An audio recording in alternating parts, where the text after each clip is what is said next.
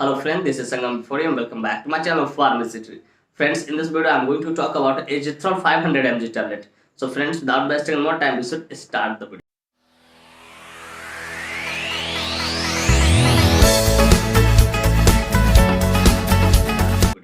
Friends, video को शुरू करने से पहले कुछ बातें मैं यहाँ पे शेयर करना चाहूंगा जो कि आपके लिए एक तरह से वार्निंग है। फ्रेंड्स, यह वीडियो सिर्फ जानकारी के उद्देश्य से बनाई है। इस वीडियो को देखने के बाद कोई भी मेडिसिन आप खुद से न ले, कतई सेल्फ मेडिकेशन न करें। Friends, actually I don't support self medication at all. So before taking any medicine you must consult your doctor. या कोई भी दवा लेने से पहले आप अपने डॉक्टर से जरूर कंसल्ट करें। तो फ्रेंड्स, चलिए वीडियो की शुरुआत करते हैं।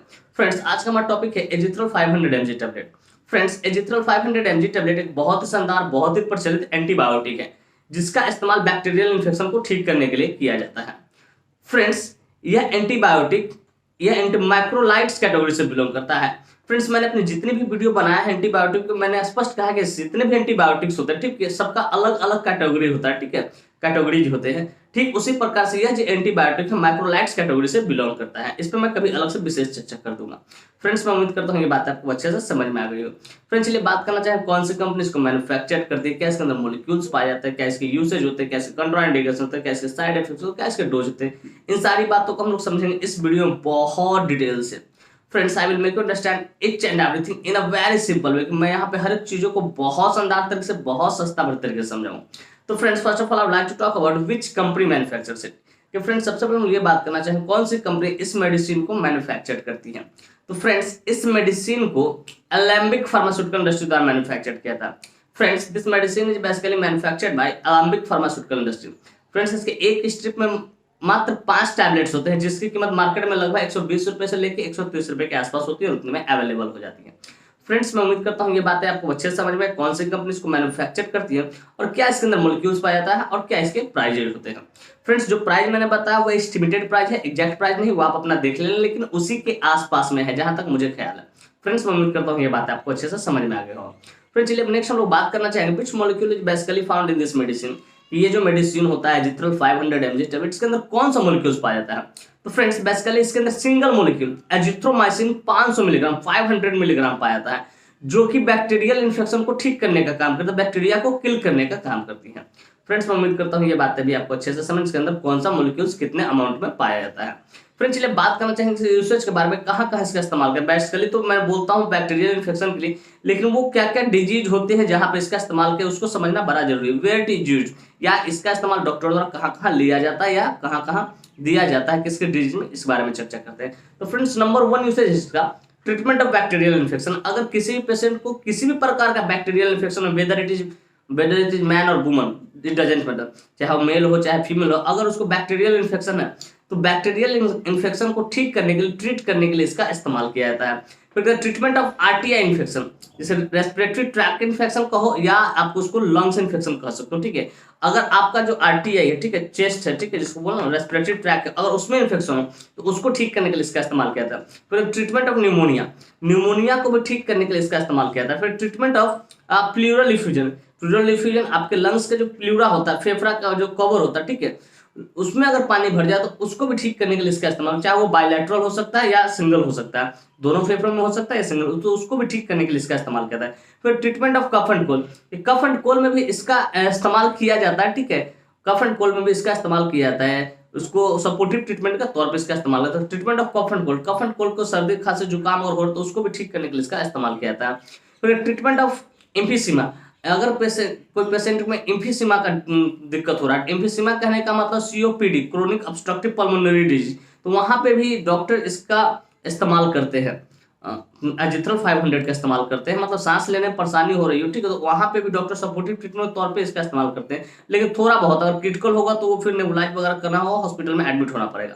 इस बात को याद, पेशेंट मतलब इतना है कि अपने से दवा ले सकता है, उस परिस्थिति में इसका इस्तेमाल किया था।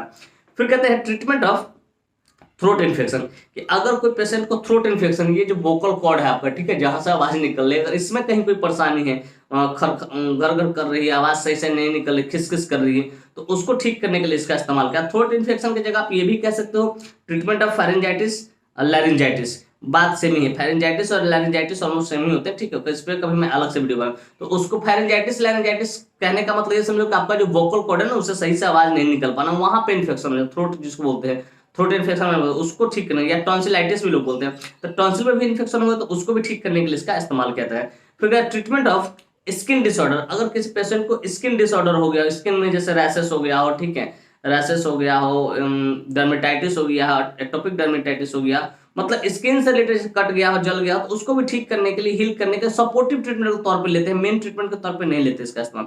फिर treatment of STD sexually transmitted disease, अगर सेक्सुअली ट्रांसमिटेड डिजीज के कारण कोई बीमारी हुआ हो, डिजीज हुआ हो, इन्फेक्टेड हुए हो आप, जैसे लाइक गोनोरिया, तो उसको भी ट्रीट करने के लिए इसका इस्तेमाल किया था। तो फ्रेंड्स बेसिकली इसका इस्तेमाल बहुत सारे जगहों पे किया था, लेकिन मेन जो आप देखेंगे इसका इस्तेमाल तो बैक्टीरियल इन्फेक्शन को ठीक करने के लिए किया था, लेकिन ज्यादातर इसका इस्तेमाल थ्रोट इन्फेक्शन में बहुत जबरदस्त काम ये करता है। सर्दी खांसी जुकाम हो गया, आपका आवाज नहीं, गला खिसखिस कर रहा है, तो वहां पे इसको डॉक्टर बहुत ज्यादा प्रिस्क्राइब करते हैं और शानदार रिजल्ट भी ये देता है। तो फ्रेंड्स मैं उम्मीद करता हूँ ये बातें आपको अच्छे से समझ कहाँ कहाँ इसका इस्तेमाल किया जाता है।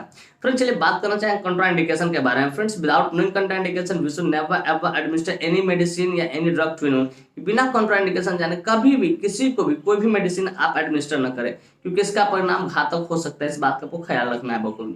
तो फ्रेंड्स नंबर 1 कंट्राइंडिकेशन है हार्ट डिजीज। अगर कोई पेशेंट हार्ट डिजीज से सफर कर रहा उसको आपको नहीं देना। फिर प्रेग्नेंट लेडी और breast feeding mother, pregnant lady और ब्रेस्ट फीडिंग मदर में बिना गायनेकोलॉजिस्ट से कंसल्ट किए आपको नहीं देना है। इस बात को बखूबी, हालांकि प्रेगनेंसी में भी चलता है, लेकिन इसका सुटेबल डोज होता है, कितने दिन तक चला सकते हैं नहीं, तो वो आपको गायनेकोलॉजिस्ट ही डिसाइड करके बताएंगे। इस बात को याद रखिएगा। तो फ्रेंड्स मैं उम्मीद करता हूँ कंट्राइंडिकेशन भी आपको बढ़िया से अच्छे से शानदार तरीके से समझ में आएगा।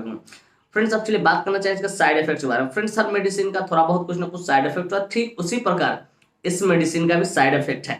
तो फ्रेंड्स नंबर 1 है नोजिया, आपका जी मिचलाएगा, फिर कहते वॉमिटिंग, उल्टी करने का मन करेगा, नोजिया वोमिटिंग इसका साइड इफेक्ट, नोजिया वोमिटिंग। फिर कहते हैं स्टोमक अपसेट, आपका पेट जो है गड़बड़ हो जाए, जिसको आप डायरिया दूसरे शब्द में कह सकते हो। फिर कॉन्स्टिपेशन, आपको कब्जियत रहेगा। फिर कहते हैं पेन एब्डोमेन, आपका पेट दर्द करेगा। तो ये बेसिकली से कुछ साइड इफेक्ट है। इस तरह कोई भी साइड इफेक्ट देखिए कॉमन है, कुछ ज्यादा विशेष साइड इफेक्ट नहीं, घातक नहीं। इस तरह कोई भी साइड इफेक्ट देखिए आप तुरंत अपने डॉक्टर से कंसल्ट करें, उसे इन्फॉर्म करें कि सर मुझे इस तरह की परेशानी हो रही, तो हो सके जो भी सर होंगे, जो भी डॉक्टर होंगे, उसके जगह पर दूसरे मेडिसिन को प्रिस्क्राइब कर देंगे, लिख देंगे दूसरे। तो फ्रेंड्स मैं उम्मीद करता हूँ इसका साइड इफेक्ट आपको बढ़िया से शानदार तरीके से जबरदस्त तरीके से समझ में आएगा। फ्रेंड्स चलिए बात करना चाहेंगे इसके डोज के बारे में। फ्रेंड्स बेसिकली ये जो डोज है, ठीक है, 500 mg हो तो जाहिर सी बात है ये एडल्ट के लिए ही इस्तेमाल किया जाएगा। तो फ्रेंड्स यह डोज मैं एडल्ट के लिए बता रहा हूँ 1 × OD, एक गोली लेना है आपको, दिन भर में एक गोली लेना है। इस बात को याद रखो, 1 × OD, दिन भर में एक गोली लेना है। लेकिन अब कब लोगों जो मैं अपना एक्सपीरियंस यहाँ पे शेयर कर रहा हूँ कि फ्रेंड्स लेने के लिए तो 1 × OD लोग बोलते हैं कि ले लीजिए कभी भी दिन में एक बार, ठीक है, लेकिन मैं अपना अनुभव शेयर कर रहा हूँ कि इसका जो वर्किंग कैपेसिटी होती है, जो काम करने की क्षमता, तो कब ज्यादा एक्टिव होती है, ठीक है। तो अगर आप इस मेडिसिन को आप दोपहर में लेते हैं तो बहुत जबरदस्त काम करेगा। इस मेडिसिन को आप कोशिश कीजिए दोपहर में लेने का, इसका बहुत दोपहर में इसकी काम करने की क्षमता होती है, बहुत ज्यादा बढ़िया होती है। और मैंने बहुत सारे डॉक्टर को देखा, अनुभव किया, इसका इस्तेमाल ज्यादातर बोलते हैं कि दोपहर में ही कीजिए, क्योंकि बहुत जबरदस्त रिजल्ट देता है। तो फ्रेंड्स बेसिकली आपको डोज भी समझ में है कि 1 × OD करना है, लेकिन आप जब कर लीजिए दिन में, लेकिन नाश्ता करने के बाद ही लेना है, ठीक है, खाना खाने के बाद ही। लेकिन मैं कहूँगा पर्सनली, मेरा पर्सनल जो अनुभव है, मैं कहूँगा दोपहर में इसको लीजिए। तो फ्रेंड्स मैं उम्मीद करता हूँ इसको डोज भी आपको बढ़िया से अच्छे शानदार से। फ्रेंड्स अब यह बातें बिल्कुल क्लियर क्रिस्टल हो गई होगी, एजिथ्रोल 500 mg टैबलेट क्या होता है, कौन सी कंपनी इसको मैन्युफैक्चर करती है, क्या इसके यूसेज होते हैं, क्या इसके कंट्राइंडिकेशन होते हैं, क्या इसके साइड इफेक्ट और क्या इसके अंदर मॉलिक्यूल्स पाए जाते हैं। और साथ में ये भी उम्मीद करता हूँ कि वीडियो काफी इन्फॉर्मेटिव, काफी इंटरेस्टिंग, काफी जबरदस्त लगी है आपको, और मेरे इस वीडियो से आपको कुछ ना कुछ सीखने को जरूर मिला। Friends if you find this video informative interesting, hit the like button, subscribe my channel, don't forget to share it with your friends and common friends. Thank you for watching this video, bye bye, take care, फिर मिलते हैं next video में। तब तक के लिए स्वस्थ रहिए, मस्त रहिए, ख्याल रखिए अपना और अपने परिवार का। Thank you for watching this video, धन्यवाद।